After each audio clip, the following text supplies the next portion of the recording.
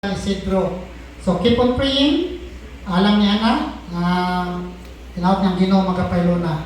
Alang sa ato ang text, yan ato sa atong common nga verse, Psalm chapter 100, verses 1 and 2. Make a joyful noise unto the Lord, all ye lands, serve the Lord with gladness, come before His presence with singing. So, anon?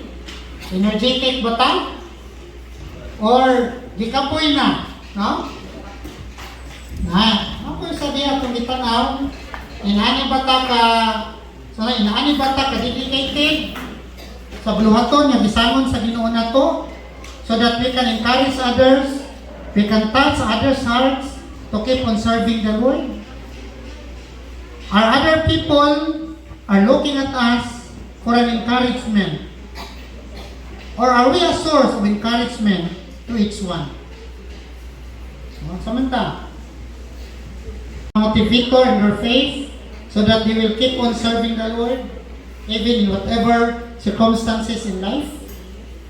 Or yung nanay ba po ta, kadasig sa atong pagkakristohanon na we are giving so much time sa Bible so that we can be motivated to follow God's character. We will be challenged to live a life that giving glory to His name. And we wanted to learn more about who God is and how we can be used to Him for His glory and honor. Or nailisa ng Bible sa atong mga cellphone. Mga godly music, godly songs, so that in times that we are needing encouragement from the Word of God, from the songs, we will be hearing it from our cell phones. Or ang mga kanta na humanap ka ng pangit at ibigin mong tunay. Ang dako kayo nga bahin siyang kinabuhi, ang gusto niyang buhaton ng iyang gugma sa Ginoo iyang mapakita.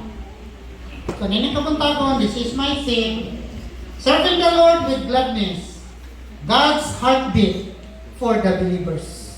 Sabi na itong heartbeat. So natin nila yung mga atong mga introduction, ibutang nato diyan atong pagkain, grabe ka-dedicated sa Word of God. So, mental serving is napinggan nga, nag-serving nga kita, nagamit, alang sa Ginoo. Nga kita, doon ay ikatampo, alang sa nakarinlain nga buluhaton sa Ginoo. Mental gladness, makahatag o kalipay mo sing happiness or joy. Nga sa mataguhat nato diha, grabe kayo ang kalipay nga atong masinasihan sa atong mugikan sa atong kasing-kasing. May heartbeat, vital center, or driving impulse. Mo din nagtukmod ba? Mo din ay rason, no? Mo din ay rason nga gusto sa Ginoo nga samtang naata nini kinabuya, mo din maglihok unta sa atong kasing-kasing nga gusto nato nga Ginoo kanunay natong kapasidunggan.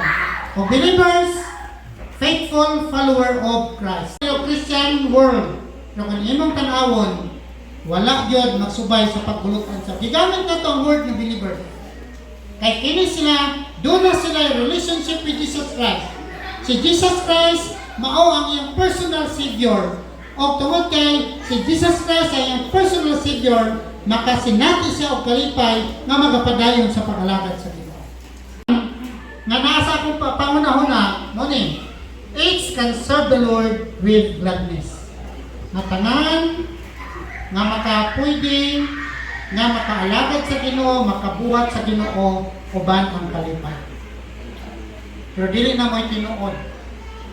Later on, atong tanawon, kinsa ra dito mga believers nga makabuhat sila, makaalagad sa Ginoo, uban ang kalipay.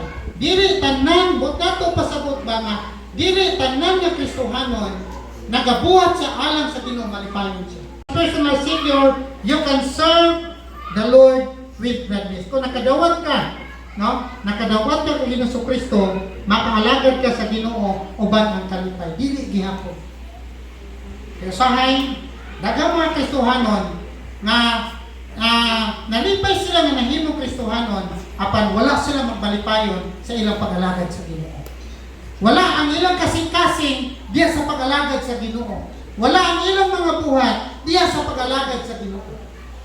Thirdly, gusto nato nga mga thoughts nga muna ko din serving the Lord with gladness needs character development. Buta to pasabot nga dili tungod kay nahimo ang Kristohanon makaalagad sa Ginoo nga malipayon. Na kinahanglan nga ma-develop dinhi kanato ang Dios nun nga mga kinaiya. Dios nun nga mga batasan. Dios nun nga mga conviction. Dios nun nga pagpanglantaw aron niya magatagbuhat nimo, buhaton nimo uban ang kalipay. Mga Christ-like character. Kung mo ni gusto nato nga isgutan, aron nga matanaw nato, no, masusi nato nga ang atong pag-alagad surely is with gladness. God's heartbeat, serve the Lord with gladness. Who can fulfill God's heartbeat? Kinsa may makatungan sa pinitig sa kasing-kasing sa Ginoo nga moalagad ta uban ang kalipay. Kinsa man. Number one, those who have developed their unconditional love in serving God. No? Those who have developed their unconditional love in serving the Lord. Katong mga tao nga ilang ang gitahan, ilang ang gihatag, ang ilang kinabuhi, dako na kayo ang iyang paghigugma ngadto sa Ginoo. Dako kayo ang paghigugma ngadto sa Ginoo. Muna importante kayo, kining atong gugma sa Ginoo. Giinan bitaw si Peter ng mga tao sa Ginoo. Kaya naman, kung kanang imong at timanon ng mga sheep sa Ginoo, dili man na gawas kung kanang mga tawhana ang ilang pagbati usab ni dako kayo ng paghigugma sa Ginoo kay kun dili mo man ay mga critical nga mga tao nga doon na kay kasulti, mga tao nga nay mga kaluyahon, nay mga tao nga usay doon ay daghang mga problema sa kinabuhi. Pero kay mga tao gani kansa nahigugma na gid pag-ayo sa Ginoo bisag unsa pa may tabos kinabuhi padayon gihapon pagpakalagad sa Ginoo. Muna gitawag nako diri follow Christ in spite of, work for Him in spite of. Mabisag pagdaghang ka problema, bisag pagdaghang ka gipasan sa kinabuhi. Though you have many needs in life, though you are burdened in whatever concerns and cares of this world, you will keep on serving the Lord. You will show your faithfulness in serving the Lord. You will keep on fellowshipping for the glory of God. Pero gani diya, dili kayo laong ang imong pahigugma sa Ginoo. Bisag mura ra kag kahilantanon, di na ka makikuban sa pagsimba.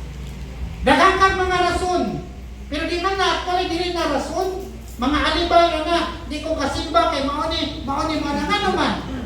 Tungod kay gamay ra kayo, wala gyud mo dulot sa iyang kasing-kasing ang iyang paghigugma sa Ginoo. Naikuan sa una ba katong sa una hilig pa ng mga drama ba kanang sitiban ba nahigug ba? No? Nga may gugma ko wala kanin niya. Kay gusto niya i-prove iyang gugma ngadto sa Ginoo. So kinsa to maka-fulfill? Those who have developed their unconditional love in serving God. Nakita ta sa panahon ni Adan ug ni Eva. Sa panahon ni Adan ug ni Eva. Pero gusto natong i-share ani who can fulfill God's heartbeat, serve the Lord with gladness. Those who have deeply realized that God made man to fulfill His purpose. God made man to fulfill His purpose. Gihimo ta sa Ginoo aron tumanaw nato we are going in. Yan ang Bible dili giinan siya sa verse 28, and God blessed them and said unto them, be fruitful and multiply and replenish the earth and subdue it and have dominion over the fish of the sea and over the fowls of the air and over the living things moveth upon the earth. Pagkadaghan sa trabaho. Pagkaan sa Ginoo trabaho. Nang kung magtrabaho ka na di mo subayon, sibo sa directive sa Ginoo, dili ka mo listen o mo follow sa directive sa Ginoo, makasakit na sa kasing-kasing. Mo bitaw na kanatong mga Kristohanon ba? Ngano nga doon na tayo mga extended ng mga problems? Tungod kay wa ta mo sunod sa directive sa Ginoo. Wa ta mo listen sa directive sa Kristo, makahatag og himaya sa Ginoo. Ikatulo nga gusto na akong i-share, who can fulfill God's heartbeat to serve the Lord with gladness. Atong itan-aw ang kinabuhi ni Job. Kung kini kanunay no, sa diyang magkuhan ko, Job yun kanunay. Ha? Pati paita sa iyang kinabuhi. He has experienced so much in life. Kung atong tan-awon in his journey in life, this is not supposed to be experienced by you. Kaya tiya ba na, gikan sa iyang ulo, madto sa lipalapa, doon ay mga buwels, it feels him difficulty in sleeping and resting. Kani, kung itanaw rito, dikagis-kagisan na niya. Pero kinsa man ito makatuman, those who have realized their commitment to serve God with their best. Those who have realized their commitment in serving God with their best. Katong ilang natuman, ang ilang gisaad sa Ginoo, na ilang alagaron ng Ginoo, o ba ang ilang pagkamatinud-anon. Pagkamatinud-anon. Kung ang salis nato kanunay, dili gid pwede mantiniran nato ang atong pag-alagad sa Ginoo. Dili pwede. Kaya kung atong mantiniran ang atong pag-alagad sa Ginoo, those are nothing. Wala to'y mga hinungdan. It does not trigger ngadto sa Ginoo. Mabito na nga, there are many encouragement sa Ginoo ba na sa atong buhaton nato sama sa pakita na Apostol Pablo ba no? Amidst the burdens, during hardships, gipakita yun ni Job ang iyang pagkamatinahon nato, no? Nga kanang nakabuhat na para sa Ginoo. Mo na pinakataas nga pagbuhat nato samtang ani atan ning kilomit. Gitawag din ni Paul not in vain. Gitawag din ni Paul nga will be remembered. Kanang mga buhat nato for the glory of God. Wala kay thank you ni ano. Wala nga kung sa may atong pagabuhaton, sa may atong mga trabaho, butangin ang Panginoon. Panginoon, no? Therefore, my beloved brethren, be steadfast and unmovable, always abounding in the work of the Lord, for as much as you know that your labor is not in vain in the Lord. Muna itong goal sa kinabuhi. Muna bisag unsa man, no? Kana makabuhat mo na nga, mo maguni mo hakit na to. Mohakit natin sa mga alagad sa Ginoo nga katong mga faithful na nagpangalagad sa Ginoo, sa mga alagad sa Ginoo, dili madali na pagatiman sa mga anak sa Ginoo, dili dali na pagatiman. Naidagang ma-high blood ta diha, masakitan ang atong kasing-kasing, ma-discourage ta, muna yung sa balang kasulatan nga, no? Yan sa dinhi. Feed the flock of God. Dito na ako, verse 4, 1 Peter chapter 5, verse 4, and when the chief shepherd shall appear, ye shall receive a crown of glory that fadeth not away. Niadtong mga nag-alagad diha sa mga kaiglesiyahan, mga elders na nagatiman sa flock of God. Those who have learned to lay down their lives for the Lord. No? Katong nakakaton sa pagtahan sa ilang kinabuhi alang sa Ginoo. Ha? Tahan. Ba? More than their family. More than their career. Tanawon ni mo ni Matthew chapter 6 at chapter 10. No? Na yung istorya din nino nga kung ngayon kananaw ko niyo na Ginoo, musunod ko nimo. Ginoo mga lagad and you are willing to lay down your life for the Lord. Muna kung imong tanawon si Aquila, no? Si Priscilla o si Aquila, grabe kayo nila, ilang itahan ang ilang mga kinabuhi alang sa Ginoo. It is not easy while serving the Lord. Kaya daghang mga situations nga it is discouraging situation nga it is heart-touching situation nga would diminish your love sa Ginoo. Pero kung tinuod ka, naliligaw nimo ang imong kinabuhi. Kung unsa pa ng sitwasyon sa kinabuhi, you are willing to rest for the glory of God. priority of our existence is for the purpose of serving Him. Ang priority sa atong kinabuhi, wala para Diyos sa pakalagad niya. His righteousness and all these things shall be added unto you. Naamani, kaya sa Bible, God will take care all of those things. Ginoo mo na mag-take care. Muna di ano? Serve with all godliness. Serve with all honesty. Dili na rin ang kinabuhi ni Paul while serving the Lord. Sa nagapangalagad siya sa Ginoo, nangita siya para support sa iyang kaugalingon o sa iyang family. Sa nagalagad siya sa Ginoo, daghan kayo mga discouraging moments ngayon nasa gubang. Pero siya nakanindot sa kinabuhi ni Paul sa 2 Timothy chapter 4 verse 7, iyon sa dinhi, I have fought a good fight. I have finished my course. I have kept the faith. Kung ano yung sa dinhi, I have fought a good fight. I have finished my course. I have kept the faith. Nanindot tayo. No? Mora gini makatuman. In spite of whatever problems in life, keep on. Serve with all godliness. Serve with all honesty for the glory. Is in serving Him with godliness. Those who have experienced that the true fulfillment in the Christian life is in serving Him with godliness. Tinuod yun ng katagbawan sa kinabuhi, naagyod sa pag-alagad kaniya, uban ang pagkamalikayon. No? Tawag ito na a lasting fulfillment and an encouraging fulfillment. Diba?